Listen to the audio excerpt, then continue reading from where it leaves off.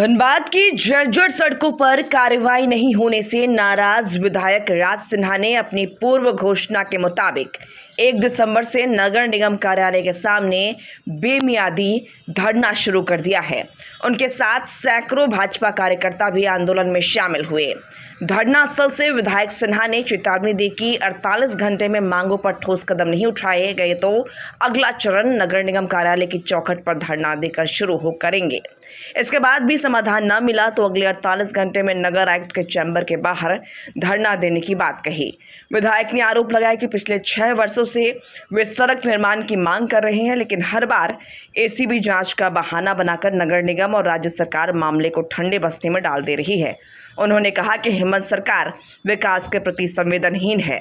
यही वजह है कि बरटाण, पंडित क्लिनिक, पांडरपाला, गांधीनगर और अन्य कई महत्वपूर्ण सड़कों की हालत बदहाल बनी हुई है।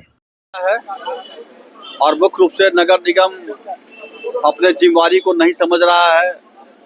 धनबाद के साथ सौतेला व्यवहार हो रहा है। एसीबी जांच के नाम पर यहाँ के लोगों को ठगने का काम कर रही नगर निगम। 6 साल हो गए, यहाँ के सभी प्रमुख सड़कों का निर्माण नहीं हो रहा है। एसीबी जांच अरे कौन सा एसीबी जांच?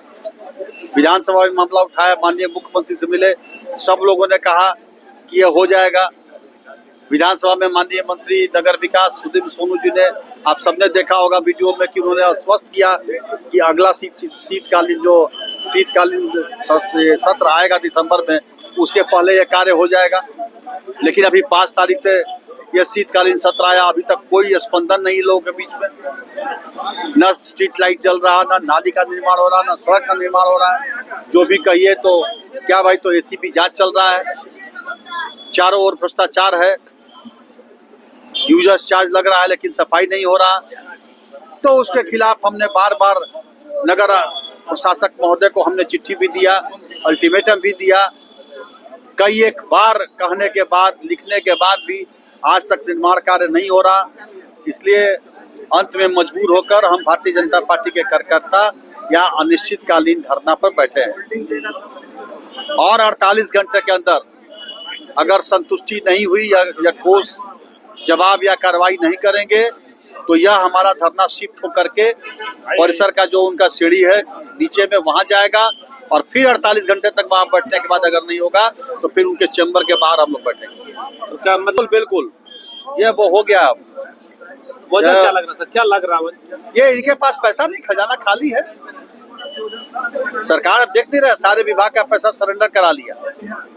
ये नाटक किए, भैया सामान लेकर के वोट तो ले लिया, लेकिन जितने वादे किए थे चुनाव के पहले कोई वादा इनका पूरा नहीं हो रहा।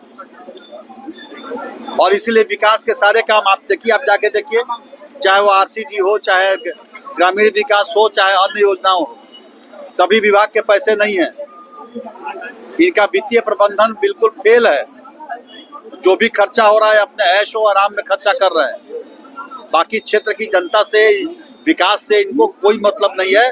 और इसीलिए ये एसीबी का नाटक करके यहाँ सड़कों का निर्माण, नाली का निर्माण, स्ट्रीट लाइट का सब कुछ काम ठप है।